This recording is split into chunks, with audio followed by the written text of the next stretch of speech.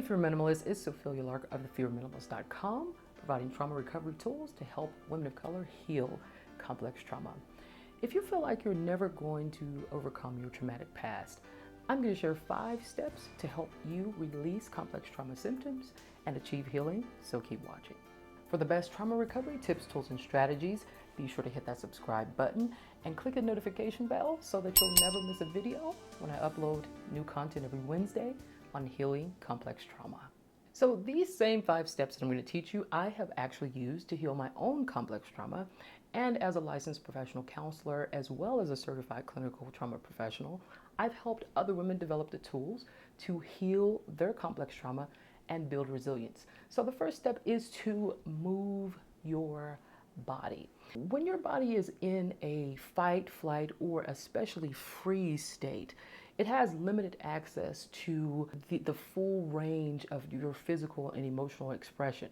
So learning how to slowly become embodied, feeling yourself connected to the environment around you. You're not feeling like you're floating outside of time and space. You feel grounded. Learning to become embodied in that way helps you to embrace vulnerability. It encourages you to explore more around you, be more spontaneous, do things that maybe you've been scared to do. And it helps you to embrace being more open to experience so that you're just not kind of boxed into these pre-made ways of living your life on a daily basis where you know what you're going to do and there's nothing to guess about.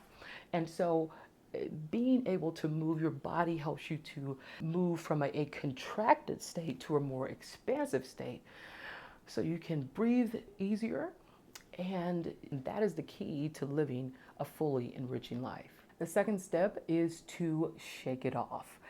If you want to use that Taylor Swift song to motivate you to shake it off, get into it.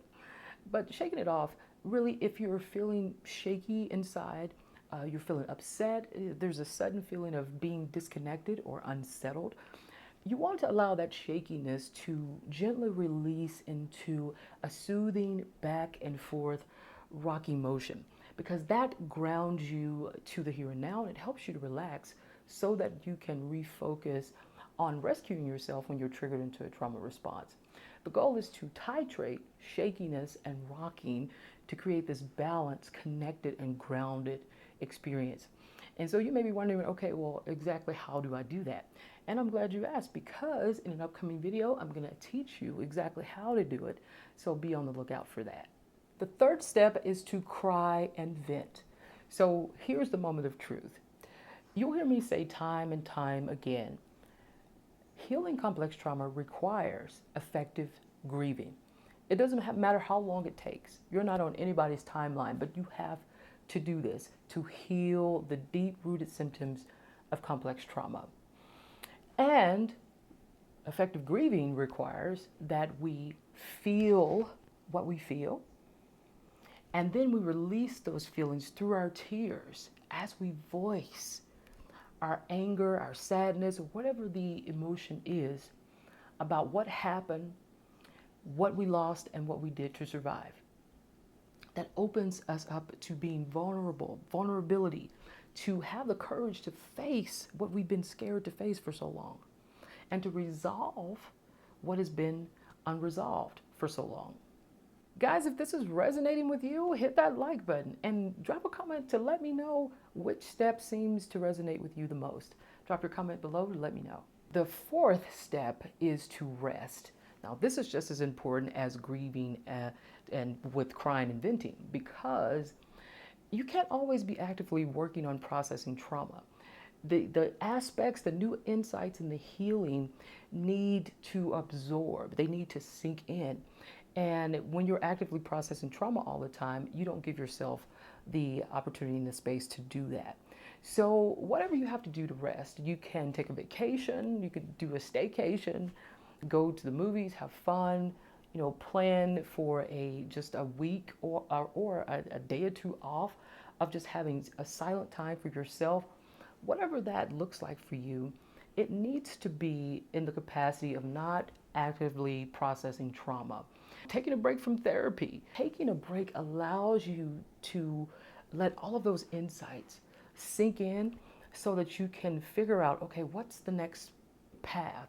How do I go from here now, knowing what I know, now having the skills and the tools and the ability to do the things that I didn't have the ability to do when I wasn't actively working on my trauma. And so that's what rest allows you to do. So whatever the approach that you take to get the rest, just make sure you're playing for it.